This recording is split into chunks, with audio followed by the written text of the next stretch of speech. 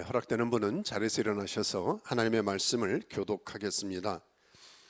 2026년 3월 29일 주신 하나님의 말씀은 빌립보서 2장 5절에서 11절 겸손을 통한 축복이란 제목으로 하나님의 말씀을 나눕니다. 우리 한 절씩 스크린 보시고 교독하실까요? 제가 5절을 읽겠습니다. 너희 안에 이 마음을 품으라 곧 그리스도 예수의 마음이니 다 같이 그는 근본 하나님의 본체시나 하나님과 동등됨을 취할 것으로 여기지 아니하시고 오히려 자기를 비워 종의 형체를 가지사 사람들과 같이 되셨고 사람의 모양으로 나타나사 자기를 낮추시고 죽기까지 복종하셨으니 곧 십자가에 죽으심이라. 이러므로 하나님이 그를 지극히 높여 모든 이름 위에 뛰어난 이름을 주사 하늘에 있는 자들과 땅에 있는 자들과 땅 아래에 있는 자들로 모든 무릎을 예수의 이름에 꿇게 하시고 다 같이 모든 입으로 예수 그리스도를 주라 시인하여 하나님 아버지께 영광을 돌리게 하셨느니라. 아멘. 자리에 앉겠습니다. 저희는 계속해서 이 정서적으로 건강한 교회, 정서적으로 건강한 삶의 모습에 대해서 나누고 있죠. 벌써 9번째 시간이에요. 오늘 주제는 마침 종료주일에 주님과 우리가 배울 수 있는 교훈과 맞물린 것 같습니다. 겸손입니다. 이런 질문이 들어요. 겸손이란 뭐야? 뭔가요? 여러분, 겸손 뭐라고 생각하십니까? 겸손하다. 교만의 반대가 될 수도 있고요. 이렇게 정의할 수도 있는 것 같아요. 작은 글씨지만 남을 존중하고 자기를 내세우지 않는 태도다. 그렇죠. 겸손은 설명하기 어려울 수 있지만 저분 참 겸손한 사람이야. 반대로 지금 말씀하신 대로 교만한 사람이야. 알잖아요. 느끼잖아요. 그렇죠. 겸손한 사람, 교만한 사람의 차이를 우리는 알 것입니다. 아마 차이니스, 중국말이 어떤 때는 도움이 많이 돼요. 뜻이 있으니까. 물론 겸손할 겸에 겸손, 이거 같은 겸손 같은데 제가 이 풀이를 보니까요, 말씀 언에 겸할 겸이라 그럴까요? 그 다음에 손자 손에 그 쉬엄쉬엄 갈 차기입니다. 그러니까 내 중심이 아니라 상대방, 좀 손자라든지 시니 어른이라든지 천천히 가는 사람에게 맞춰주는, 그렇게 말과 행동을 맞춰주는 겸손은 어떤 면에서 이타적인 것 같아요. 내 중심적인 게 아니라 상대방을, 참 좋은 단어죠, 배려하는 거. 너무 좋은 것 같아요. 저는 이런 질문이 듭니다. 이 성경적인 겸손과 일반적인 겸손이 어떤 차이가 있을까? 제가 좋아하는 정의 중에 하나, 노란색 한번 읽어볼까요? 시작. 하나님 앞에서의 정직한 자기인식. 세상적 일반적인 겸손은요, 사람 앞에 태도일 수가 있습니다. 어떤 땐 겸손한 척을 할 수도 있어요. 그래야 오히려 잘 겸손한 사람을 좋아하고, 그렇죠? 맞추기 위해서. 지나치면 사람 의존이 될 수 있지만요. 근데 성경적인, 우리가 신앙인이잖아요. 신앙인이 겸손하다고 하는 것은 내 중심적인, 내가 출발이 아니에요. 내가 잘 대접받고, 겸손도 어떤 땐 말 그대로 겸손한 척을 하거나 겸손한 태도, 외적인 모습이라면 신앙인의 겸손은요, 하나님 앞에서의 삶입니다. 저 십자가를 보시면 수평 이전에 수직적인 거예요. 아시죠? 굉장히 중요한 개념입니다. 하나님 앞에서 내가 어떤 모습으로 살아가는가, 그러니까 하나님 앞에서의 정직한 자기 인식. 그러니까 겸손은 사실 성령의 열매처럼 저나 여러분이 만들 수 있는 게 아니라 예수 그리스도를 따라 사는 삶의 성품, 인격, 흔적이 저나 여러분을 통해서 나타내야 되는 것 같아요. 겸손을 요력한다? 이렇게 노력한다고 열심히 맵니까? 사과나무든 파파야 나무든 본질이 돼야지 사과 열매라든지 파파야를 맺는 것처럼 예수 그리스도의 인격 성품을 따라 살면 우리는 노력하지 않아도 어떤 땐 저분 참 예수님 닮은 모습, 그래, 겸손하다 느낄 수가 있는 것이죠. 그래서 C.S. 루이스라는 사람도 이런 말을 했잖아요. 자기를 낮게 생각하는 것이 아니라 자신에 대해 덜 생각하는 것이다. 그 말 같긴 하는데, 칼슨이란 분은 이렇게 했어요. 자기 수양이 아닌 주의 은혜 앞에 무너지는 것이다. 결국 하나님 앞에서의 삶, 하나님 앞에서 자신을 돌아보는 삶이 성경적 진짜 겸손한 모습을 취할 수 있다는 겁니다. 자, 오늘은 무슨 날이죠? 교회의 철치 스토리의 우리 캘린더를 보면 종료 주일입니다. 주님께서 2000년 전에 예루살렘에 들어가신 날입니다. 오늘부터 해서 돌아오는 금요일을 굿 프라이데이, 성금요일이라 그러잖아요. 주님이 십자가에 달려 죽으신 5일 동안에 자기의 죽음을, 육신의 죽음의 날짜를 알고 준비하는 사람 착잡할 것 같아요. 사람들은 호산나 호산나 종려나무 가지를 들고 환영을 했어요. 우리 팜추리를 가지고. 근데 주님의 마음은 조금 있으면 저 환호 소리가 십자가에 못 박으라고 하는 그 며칠 후면 군중이 돌변할 걸 아셨어요. 얼마나 마음이 힘들겠습니까? 그래도 마지막 주님의 대접이, 마지막 가시는 장례 행렬 같은 이 예루살렘 입성이요, 못하고 하셨어요? 나귀 새끼였습니다. 너무 초라한 거예요. 저나 여러분이나 웬만하면 장례 행렬은 천국 환성은 좀 멋지게 해드리지, 이게 뭐야? 이 나귀 새끼? 사람들이 수근수근하면서. 우리는 성경을 좀 미화해서 스토리를 보고 그렇죠. 나중에 한 가지 보면 이 하나님이신, 본질상 하나님이신 주님께서 받으신 대접은요 정말 최악 최하였습니다. 왜? 주님의 마음이, 그때 심정이 어떠셨을까? 지난 주간에 돌아보면서 참 복합적인 감정을 가지셨을 것 같아요. 참 인간 예수님이니까 100% 신성을 가지신 하나님이신 동시에 인간의 몸을 입고 오신 주님의 마음은 참 착잡하셨을 것 같아요. 고독하고 외롭고 며칠 있으면 죽어야 되는 그 십자가에 처절한 인간들이 겪어야 될 고통의 고난의 길을 겪으셔야 되니까 참 이런데도 불구하고 자발적 희생을 하신 주님. 자, 오늘은 두 가지를 또 확인하기 바랍니다. 그렇다면 주님이 가신 길을 따라 사는 게 어떤 모습일까? 저는 굉장히 중요한 것 같아요. 두 가지 기억하십시다. 첫째 어떤 거예요? 인기보다 섬김을 선택하는 것입니다. 주님 이렇게 시작되잖아요. 오늘 말씀은 너희 안에 이 마음을 품으라. 곧 어떤 마음이에요? 그리스도 예수의 마음이니. 주님은요, 하나님은요, 언제나 우리에게 뭔가 하라고 하기 전에 비잉이 먼저입니다. 어떤 마음을 품느냐, 어떤 사람이 되느냐, 예수 그리스도의 마음을 품으라. 누구 안에? 우리 안에. 예수님의 성품을 닮아가는 삶이 너무 중요하다. 근데 주님의 마음은 세상 방식과 정말 다른 방식을 사지 않았습니까? 자, 그 모습이 다음 절 6절에 나와 있어요. 같이 읽죠. 시작. 그는 근본 하나님의 본체시나 하나님과 동등됨을 취할 것으로 여기지 아니하시고. 많이 알고 많이 읽고 많이 들었던 말씀인데도 불구하고 읽을수록 부담과 도전이 되는 것은요, 아니 어떻게 이렇게 사실 수가 있는가? 하나님이신데 어떻게 성육신이 되어서 본질이 하나님이신 거예요. 하나님이. 저는 지금도 이게 바퀴벌레를 보면 깜짝깜짝 놀래요. 까만 거 보면 이거 비둘기도 보고 놀래고 다 놀래지만 바퀴벌레만 봐도 깜짝 놀래는데 어느 날 그렇게 생각이 들더라니까요. 야, 제가 저 바퀴벌레 되는 것보다 주님이 인간을 입고 오신 거, 이 말도 안 되는 스토리 아닙니까? 인간이 바퀴벌레가 된다?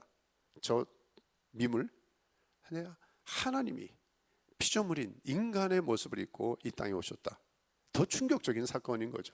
그는 근본 하나님의 본체시나 하나님과 같은 이 본체, 모르페는 외적인 모습뿐 아니라 본질적 성질이 같다는 거예요. 하나님의 영광, 속성, 성질 모든 걸 취했음에도 불구하고 취할 것, 동동 이코를 하지 않도록 취할 거리를 하는 하르파그몬이라고 하는 것은 내 것을 챙기는 능력이거든요. 챙기지 않기로 결정한 거예요. 여러분, 인간 사회에 제일 힘든 게 뭡니까? 자기 권리를 주장해. 정치권, 사회에도, 심지어 교육계에도, 요즘은 교권도요, 애들도 해봐, 지금 난리가 아닌 거 아닙니까?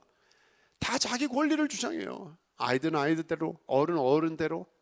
그런데 주님은 이 취하지 않았다, 이 권리 주장을 포기했다는 거예요. 하나님이신데, 하나님과 동일한 본질과 속성을 가지신 분이 포기한 것, 바로 이것이 충격적 논리 아닙니까? 이게 바로 우리가 이 종료주일에 주님이 예루살렘을 입성하신, 십자길로 가신 메시지요, 레슨인 것이죠. 어떻게 그럴 수가 있을까? 목회 서신도 나눴습니다만 하나님을 신뢰함이 답이 아닐까. 그러니까 주님은 외적인 평가나 내가 받는 처절한 고난, 이 권리를 아니 본인이 주장이 아니라 침해를 당한 거잖아요. 자기 주장도 아니고 다 빼앗긴 겁니다. 나중에 벌거벗고 수치 가운데 나가셨음에도 불구하고 로마서 8장 28절에 합력하여 선을 이루게 하실 하나님을 신뢰하기 때문에. 그러니까 신앙이라는 게 다른 게 아닌 것 같아요. 저나 여러분이나 정말 하나님을 끝까지 신뢰할 수 있겠는가? 안 보여도 안 들려도 상황과 환경이 내가 기대하는 것과 같이 따라가지 않는다 할지라도 하나님을 바라보며 고난을 지나 십자가로 한 걸음 한 걸음 나아갈 수 있겠는가? 그게 도전 아니겠습니까?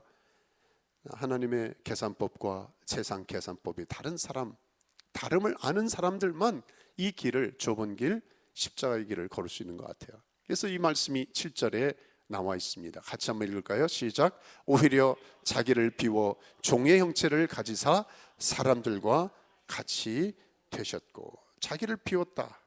그러니까 본질 자체를 없애신 게 아니라 잠깐 내려놓으신 것이죠. 하나님 아니야 이제부터. 그게 아니라요, 여전히 하나님 대신 본질은 변하지가 않지만 하나님으로서의 가지신 지위와 특권과 권리를 잠시 내려놓아서 어디까지? 종이 되기까지. 그러니까 로마 사회에선, 이전에 그리스 사회에서는 제일 치욕스러운 게 노예, 종 아닙니까? 스스로 그 자리까지 내려오셨다. 우리는 하도 많이 들은 말씀이라 그렇지 뭐 그럴 수도 있지 할 수 있지만 그 당시에는 모든 사회 사람들에게 충격적인 모습이었던 것이죠. 사람이 종이 되었다고 하는 것도요, 맨 밑에 사람들과 같이 되셨고, 이 말씀도 그런 거 아니겠습니까? 그냥 사람들에게 맞추려고 하는 게 아니라. 그럼 이것도 인정 때문에, 만약에 사람들의 인기에 맞췄다고 하면 정치 지도자가 되셨겠죠. 혁명을 이루셨겠죠. 그런데 그렇지 않으셨어요. 아까 처음에 나눈 성경적 겸손의 모범을 주께서 저나 여러분에게 보이셨기 때문에 하나님 앞에서 어떻게 사실까? 그래서 이 사람들과 같이 되셨지만 사람들의 인기와 기대대로 사신 것이 아니라, 사람들의 눈치에 따라 사신 것이 아니라 매 순간이 어떻게 해요? 하나님의 뜻이 어디 있는가? 겟세마네 기도를 우리가 며칠 전에도 묵상하고 나누지 않았습니까? 아버지 뜻대로 되기를 원하나이다. 섬김이 주제입니다. 우리는 섬김을 저나 여러분이 너무 많이 하고 섬김이 중요하다 하는데, 이 삶으로 연결하는 건 또 항상 부담인 것 같아요. 저는 오늘 또 기대가 007 크리스찬이 안 되면 좋겠다. 그러니까 무슨 말인지 아시죠? 내가 신앙인인지 아무도 모르면 안 된다는 거예요. 어디든지 동일하면 좋겠다. 예수님께서 2000년 전에 야단치시고 호되게 정리하신 것은 불신자가, 비신자가 아니었습니다. 예수 믿지 않은 사람이 아니었습니다. 예수 믿는데 겉과 속이 다른 거예요. 여기와 저기의 삶이 다른 거예요.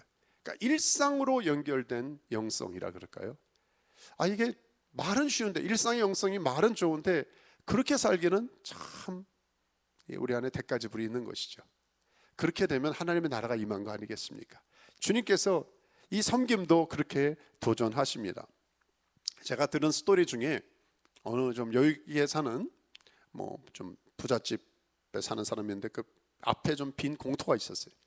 빈 공터가 있어가지고 그냥 이렇게 내버려 뒀죠. 집 짓기도 그렇고, 저희 뒤에 있는 빈 공터처럼 내버려 뒀더니 동네 사람들이 자꾸 지나가다가 쓰레기를 버리는 거예요. 처음에는 이거 왜 그래? 한 번, 두 번 하다가 이게 쓰레기가 쌓이면 어떻게 돼요? 냄새나고 악취나고 지저분하잖아요. 그래가지고 거기다가 펜스를 치고 제발 좀 쓰레기 버리지 마십시오. 말을 안 들어요. 동네 사람들이. 한참 지나 열받잖아요. 화가 나잖아요.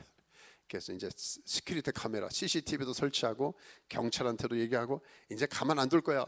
한동안 조금 뜸하는 것 같다가 이제는 밤에 몰래 와서 막 던지고 막. 그래 너무 속이 상한 거죠. 근데 지방에서 아버지가 잠깐 올라오셨네요. 방문하더니 너 왜 얼굴이 이렇게 어둡냐, 힘드냐? 동네 사람들이요, 이사 온 다음에 계속 이 빈 공터에다 자꾸 우리 집 앞에다 쓰레기 버리잖아요. 아버지가 어떻게 했겠어요? 어르신이 참 지혜가 있는 것 같아요. 내버려 둬서 펜스를 탁 거두고요, 그 거기를 갖다가 쓰레기를 치우고 하니 거기다 여기 농사하시는 분처럼 막 기경을 하더니요, 거기다 시금치를 심었어요. 날씨가 좋은지 잘 자랐어요. 그리고 거기다 쓰레기 버리지 마세요 그러지 않고 뭘 붙였어요? 필요한 만큼 가져가세요. 시금치 가져가세요. 뽀빠이 사역을 했습니다. 그랬더니 동네 사람들이 와가지고 이게 웬일이야 그래가지고 조금씩 해가고 조금씩 가고, 그러면서 아들한테 이제 간다, 가는데 만약에 이거 시금치 떨어지면 다른 야채도 채소도 한번 심어봐. 파도 심고 야채도 심고 뭐 필요한 것들, 상추, 오이, 꽃도 심고. 아들이 그대로 순종했어요. 그랬더니 사람들이 와가지고 여기 뭐가 있네 그러고 필요한 만큼 가져가라니까 가고, 꽃도 구경하고, 주인 감사하다고 인사하고. 그러더니까 이상한 사람들이 아니에요. 동네 사람 서로 축복하고 좋은 사회가 됐다는 거죠. 그러니까 우리는 두 가지 선택 같은 것 같아요. 디펜스 할 것이냐, 섬길 것이냐. 어제도 이제 그 푸드 팬트리 또 우리 수고들 하셨잖아요. 제가 이게 수년간 보면서 최근에 점점 많이 변화되고 있다. 오늘도 방문객이 있습니다만 사람들이 오면은요, 뭐 가져와요 물건들을. 그러니까 주중에도 뭘 놓고 가요. 푸드 팬트리 하는데, 그리고 조금씩이라도 도네이션도 하려고 그러고요. 물건도 어제도 제가 여기 있는데 막 가져오시더라고요. 물건만 가져가는 게 아니라 이거 혹시 나눌 수 있을까요? 옷도 가져오고, 타주에 계신 분도 하고. 제가 그걸 보면서 이게 영향력이구나. 이게 좋은 선한 영향력이구나. 우리 일상이라는 게 섬김을 무슨 거창한 슬로건으로 하는 게 아니라 뭐 걸어 잠그고 이건 안 돼, 하지 마, 이 계속 그런 게 아니라요. 어떻게 하면 우리 안에, 그죠? 우리의 슬로건 중에 하나가 베풀고 나눈다 그랬잖아요. 섬김은 일상으로 이렇게 나눠지는 것이구나. 좀 제가 존경하는 섬김 그러면 이 여인이 어제 생각납니다. 서서평 선교사 아시죠? 엘리자벳 쉐핑이라고 1900년 초에 저 전라도 광주에 오셔서 그 된장, 오늘도 청국장 드실 텐데요, 꽁보리밥에 된장국에 까만 고무신 신고요. 이분 독일계 미국인이거든요.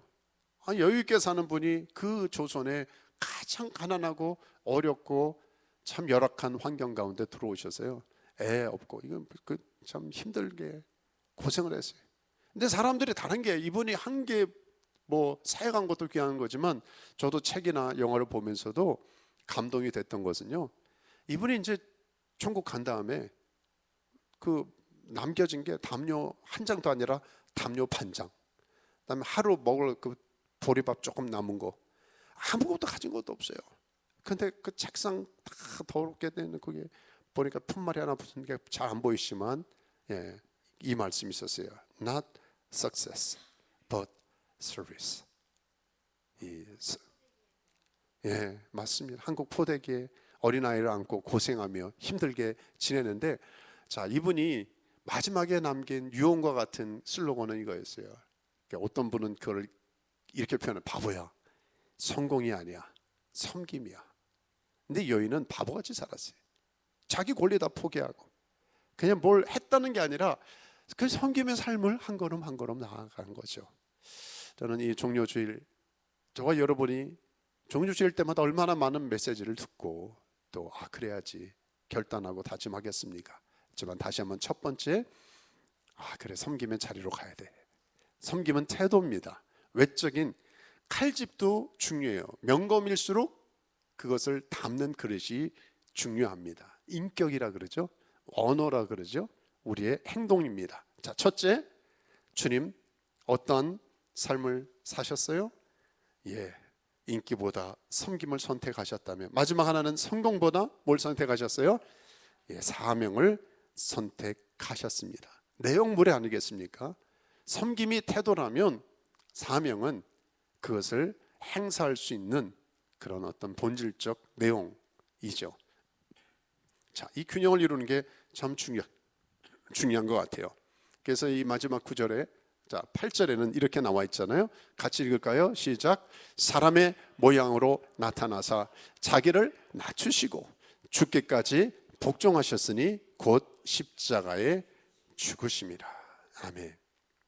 낮아짐은 그 당시 헬라 사회에서 비굴함과 수치의 상징이라고 했습니다.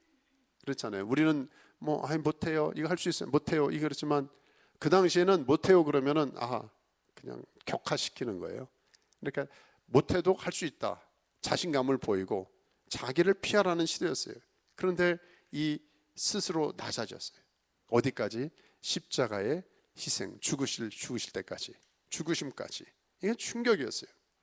그 당시 십자가 처형은 아까도 우리 찬양 들었습니다만 일반인은 안 했어요. 로마 시민은 더더욱이나 안 했고요. 이것은 노예나 정말 반역자에게만 내리는 최고의 어떤 형이 십자가형 아닙니까? 왜 그랬을까요? 신명기도 나오지만 나무에 달린 자는 하나님께 저주를 받았습니다. 저주받은 모습이 십자가의 형벌 틀이었습니다. 근데 그것은 우리가 알듯이 생물학적 죽음이 아니라 대속적 사건이었습니다. 인간의 첫째 아담부터 흘러온 이 비극적인 죄 악순환의 문제를 해결하려면 대속의 죄 없는 분의 피가 필요했기 때문에 주께서 치르신 거 아니겠습니까? 제가 지난 주간에도 여러 사건들 소식들을 들으면서 목회 서신을 썼습니다만 마음이 이 고난 주간 사순절 이 끝무렵에 좀 무거운 시간들이 있었던 것 같아요. 그 중에 하나가 사진을 공개될 것 같아요. 우리 한 예전에 지구촌교회를 함께 섬겼던 부교육자인데 그 사모님이 천국을 갔습니다. 그러면서 암투병을 물려냈지만 50대 어디 보면 참 귀한 분이에요. 근데 저는 이분들 생각할 때 저 산호세 지역에서 목회하시고 청년들, 저랑 코스타 사역을 오랫동안 같이 동역했던 분이고 참 학자고 열심히 잘 섬기는 분들이었는데 참 인생에 참 시간대로 순서대로 가는 게 아니구나. 근데 수년간 특별히 작년부터는 이분이 저희들이 한 80명 정도 그룹방이 하나 있거든요. 근데 거기다 기도 제목을 올리면서 그 사모님이 천국 갔는데 사모님의 투병 일지라 그럴까요? 투병 기도 제목을 한두 달 간격으로 보내줘서 저랑 아내랑 또 같이 기도하고 은혜를 구했습니다. 근데 이 과정이 저는 어떤 면에서 건강한 이별의 과정이라 그럴까요? 참 이게 아픈데 그렇게 힘들진 않았던 것 같아요. 표현이 좀 그렇긴 하지만 왜냐하면 함께 품고 기도하고 제가 이분들 보면서 어떻게 다 고통스럽고 저나 여러분이나 이렇게 제가 또 편하게 나눌 수 있는 것은 이 자리에 시한부 인생을 살지 않은 인생은 없거든요. 제가 맞는 말 했죠? 조금 더 오래 사실 수 있고 덜 오래 사실 수 있지만 우리는 모두 다 피조물의 한계를 갖고 사는 사람 아닙니까? 내일을 알지 못하는데 저나 여러분이나 내년에 여기 있을지 한 달에 있을 거 누가 알겠어요, 그렇죠? 아무도 모르는 겁니다.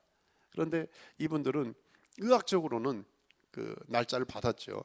벌써 3개월, 6개월. 그러다 지난 달에는 저한테 목사님 이제는 결정했습니다. 왜냐하면 할 수 있는 모든 의학적인 약을 다 썼는데 호스피스를 하겠습니다. 그래서 많아야 3개월, 4개월이지만 우리 가족이 잘 건강하게 마무리할 수 있도록 기도해 주십시오. 그러면서 했는데 아쉽게도 한 달 반 만에 천국으로 갔어요. 근데 이 과정을 제가 지켜보면서 제가 현장에는 없었지만요 간접적으로 듣고 이 사모님이 방문하는 많은 분들에게 위로를 오히려 주고 마음을 나누고 또 하나 둘 본인들이 할 수 있는 일에 집중하면서 주님이 많이 생각나더라고요. 사명으로 집중하는 삶이 이렇고 저나 여러분이나 상황을 바꿀 수가 없습니다. 환경을 바꿀 수도 없습니다. 똑같은 상황인데도 어떻게 이렇게 다르게 살 수 있을까? 참 돌아보게 돼요. 하나님, 그러면서 우리 주님이 생각났습니다. 고난주간에 주님의 행적들 하나 둘 돌아보는데요. 이분들은 석 달이 그 기대 수명이었거든요.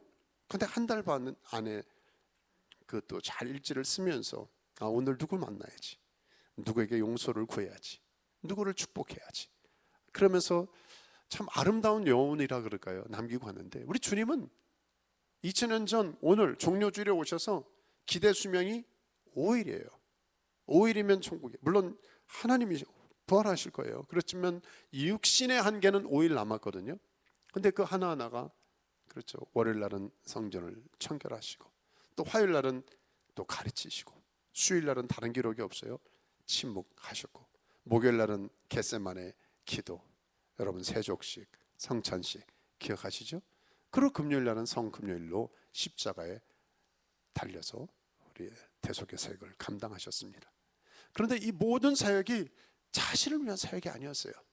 하나님의 부르신 사명을 감당하기 위해서 이타적인 저나 여러분과 인류를 위한 모든 사역에 집중하셨습니다. 그러니까 하루하루 순간순간을 자신이 아닌 인류를 위해서, 모든 사람을 위해서 역설적 사명을 감당하는 그 일정을 보면서 그래, 하나님의 사람에게는 정말 필요한 게 그래요. 여기 있는 그대로 성공보다, 성취보다, 어떤 업적보다 하나님의 부르심에 사명을 감당하는 게 중요하구나. 사실 제가 오늘 제목을 인기보다 사명, 성공보다 섬김, 이게 더 기억이 좋지 않을까 생각을 했는데요. 두 가지 단어를 꼭 기억하기 바랍니다. 섬김과 사명, 칼과 칼집처럼 이 두 가지 균형을 이루면 좋겠다. 오늘은 제가 몇 가지 예화를 자꾸 드렸어요. 말씀 내용도 중요하지만 우리 안에 종료주일의 정신의 좀 여운을, 기억을 좀 붙잡았으면 좋겠다. 한 가지 더 드리면 좋겠어요. 종종 우리 교회 예배를 드리고 코너에서 장로님인데 오셨던 분, 아시는 분은 아시고 모르는 분 모를 거예요. 그럼 모르면 모르는 대로 괜찮습니다. 본인이 공개적인 기도 제목을 하지 않고 몇 분들에게만 기도 제목을 나눴기 때문이죠. 작년 성탄절에도 우리 같이 예배 드렸던 참 귀한 분이고 절기 때마다 오시는 분인데, 2달 전이죠. 1월 달에 저희 내외를 불러서 교제하고 기도 제목을 나누고 싶다. 그래서 코나 가서 같이 신방처럼 기도하고 시간을 가졌습니다. 이런 말씀 하더라고요. 목사님, 자기가 최근에 한 가지 결정했대요. 예전에 산호세에서 교회 생활할 때 우리처럼 가정교회 목장 예배를 드리는데, 그때 함께 알고 있었던 지체 중에 하나가 이렇게 신장이 많이 안 좋아져서 이렇게 지금 이식을 해야 되는데, 자기가 해보니까 자기 걸 주고 싶은데 감동이 돼서 이게 나이도 있고 매칭이 안 되는 거예요. 그런데 알아보니까 그런 게 있대요. 전 몰랐는데요. 지정헌금 하면 지정한 것에 쓰잖아요. 우리가 예를 들어서 지정헌금, 그러니까 신장도 지정 신장이 있대요. 그래서 자기가 누구에게 신장 기증을 하고 싶으면 그 사람에게 직접 못한다 할지라도 내 신장을 누군가에게 떼어주잖아요. 그러면 그분이 받고 지금 내가 기대하는 분이 제일 우선순위가 되는 거예요. 다른 분한테 뭐 순위가 있을 거 아니에요. 그래서 결정을 했다는 거예요. 문제는 가족들하고 상의 안 하고 혼자 결정을 했다는 거예요. 아내도 모르고 애들도 모르고, 애들이 난리 났지. 아빠가 나이가 지금 있고 이런데 왜 이렇게 하냐. 그래서 자기가 감동을 됐는데, 그래서 저희가 가서 간절히 기도해 드리고, 그래서 이번 다음 주에 4월 13일 날, 4월 13일 날 들어가서 14일 날 하세요. 여러분 기도 부탁을 드립니다. 근데 저는 이것을 하고 안 하고 누구에게나 적용할 수 있는 건 아니에요. 그렇죠? 가족의 동의도 있어야 되고. 그런데 종종 우리와 함께 예배드리는 여러분 옆에 앉았던 누군가가 예배 가운데, 말씀 가운데, 기도 가운데 감동을 받아서, 그래, 종료주일에 자기를 온 일, 주님과 비교하기는 어렵지만 자기 희생에 절정을 이루신 주님처럼 누가 자기 것을 떼어서, 이건 목숨을 댈 수 있는 거거든요. 그 내용들을 보니까 목숨 걸 수 있는 일을 위하여 이타적으로 모르는 분을 위해서 나누고 섬기는 것이죠. 그걸 보면서 제가 그래, 이게 바로 주님의 정신이고 이게 바로 두 가지 섬김과 사명을 감당하는 것인데, 그러면서 이런 기도 제목 나누시더라고요. 제 신장을 기증받는 사람이 하나님을 예배하는 예배자가 될 수 있도록 기도해 주세요. 그저께 기도 제목이에요. 또 하나는 저랑 우리 가족들이 지금 아이들이 힘들어 하는데 이걸 통해서 하나님의 도우심에 감사로, 이 걱정이 감사로 바뀌어 하나님께 영광을 돌리게 해달라는 기도 제목. 그 보면서 그래, 이 신앙이 그냥 뭐 세계 평화, 뭐 잘 되지, 막연한 게 아니라 내 삶에 할 수 있는 일을 정말 섬김으로, 사명으로 연결할 수 있는 게 진짜 참 신앙이 아니겠는가. 다시 한번 이 종료주일에 이번 주간의 숙제입니다. 저나 여러분이나 주님이라면 어떻게 하실까? 섬김과 사명의 자리를 취하는 믿음의 동력자들 되시기를 주의 이름으로 축원합니다. 아멘. 기도하겠습니다. 눈 감고 잠시 한번 기도할 때 이렇게 기도하면 좋겠어요. 첫째는 이것입니다. 주님, 내가 섬김은 얼마나 말하고 강조합니까? 저도 너무 좋아하는 단어고, 그런데 이것을 살고 실천하는 것은 힘든 것 같아요. 그리고 나 중심적인 섬김이 아니잖아요. 주님 중심의 성경적 섬김이 중요합니다. 때로는 힘든 게 사람이 이해를 못할 수가 있어요. 이게 왜 나한테 맞추지 않느냐 할 때 우리 힘들 수 있잖아요. 그래서 성경적 섬김은 이렇게 했을 때 하나님이 정말 기뻐하시는 거예요. 하나님 앞에서의 겸손이 먼저입니다. 하나님 앞에서 어떻게 섬겨야 될지, 하나님이 무엇을 원하시는지, 자기 수양이 아니라 단순히 하나님 주의 은혜 앞에서 나 자신을 서밋 드리는 게 참된 겸손의 모습, 또 섬김의 모습이 아니겠습니까? 그래서 하나님, 오늘 내가 섬김의 자리를 지켜갈 수 있도록 해주십시오. 한 1, 2분 결단과 적용을 위해서 한번 기도할까요? 기도하겠습니다. 하나님, 이 종려주일 이제 한 주간 십자가의 고난을 묵상하는 고난주간을 대하면서 하나님, 주님이 걸어가신 그 섬김의, 그 희생의 진정한 겸손의 자리를 취하길 원합니다. 우리 사랑하는 종들이 그렇게 한 걸음 한 걸음 걸어갈 수 있도록 은혜를 허락해 주시옵소서. 주의 은혜 앞에 서게 도와주십시오. 단순한 수양이 아닙니다.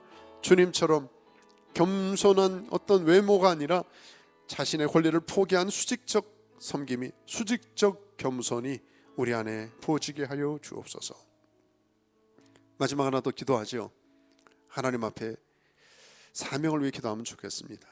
아까 제가 어떤 장로님 예를 들었습니다만 그건 누구에게나 적용할 수 있는 건 아니에요. 그렇지만 우리 각자가 할 수 있는 사명이 있습니다. 저는 매일 순간 기도하려고 해요. 하나님, 나를 보내신, 우리를 세우신, 우리를 부르신 하나님 목적 무엇입니까? 사명이 무엇입니까? 내 마음대로 일하는 게 아니라 하나님 맡기신 사명을 감당하며 하나님 앞에 가는 게 우리 인생 여정 아니겠습니까? 주님, 이 사명 감당할 수 있는 우리 자신, 가족, 자녀, 다음 세대 되게 해달라고 우리 하나님 앞에 한 번 더 진지하게 간절하게 기도하겠습니다. 아버지 하나님, 감사합니다. 우리를 부르신 사명이 있는 줄 믿습니다. 믿음의 종들에게 눈이 활짝 열려지게 도와주셔서 내 원대로 마옵시고 아버지 원대로, 아버지 뜻대로 사명을 감당하는 저희들 되게 해주십시오. 하나님, 내가 원하고 세상 사람들이 기대하는 바 똑같이 믿는 자나 믿지 않는 자나 똑같은 하나님 그러한 가치 기준으로 사는 어리석음을 뽐하지 않게 도와주시고 예수 믿는 사람, 참된 신앙인, 예배자, 제자답게 하나님의 부르신 사명자로 남은 삶을 살아가는 은혜가 우리 모든 종들에게 부어지기를 원합니다. 특별히 이 고난주간을 맞이해서 진지하게 하나님 앞에 나를 향한, 우리 가정을 향한, 자녀와 다음 세대를 향한, 우리 교회를 향한, 이 시대를 향한 사명이 무엇인가 구하며 그 사명 찾고 그 사명에 올인하는 성숙한 우리 믿음의 동력자들, 우리 교우 되도록 은혜 더하여 주옵소서. 감사합니다. 위탁합니다. 예수 그리스도의 이름으로 기도했습니다. 아멘.